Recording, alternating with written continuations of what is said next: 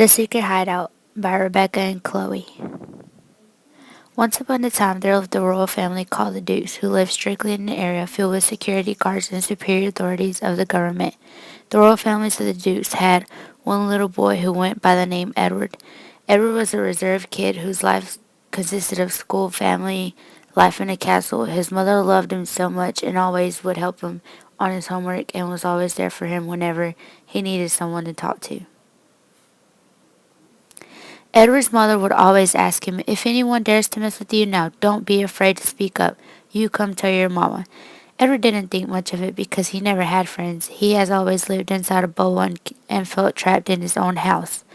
Edward would look outside his window, just watching the kids in his town around and laugh, and all he could do was glance and walk away.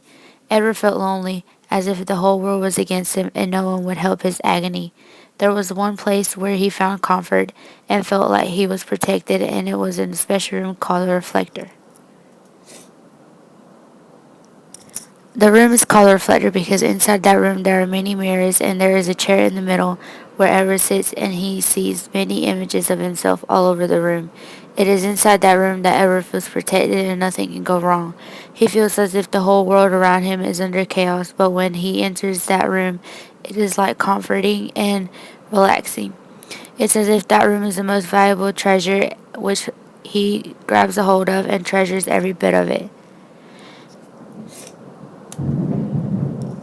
One day, as Edward was coming home, a group of guys from school were making fun of him and picking on how tiny he was compared to them. Edward was heartbroken. The only thing that came to his mind was the words that his mother had once told him, and how the world was cruel and harsh from how he viewed it outside his window. The only thing Edward could do was keep walking. He ran into the castle, slamming the door shut. Edward ran straight past his mother, leaving her with a puzzled look on her face, yet he didn't bother to tell her anything. He dodged the castles into the hallways and ran straight to the reflector room and locked it.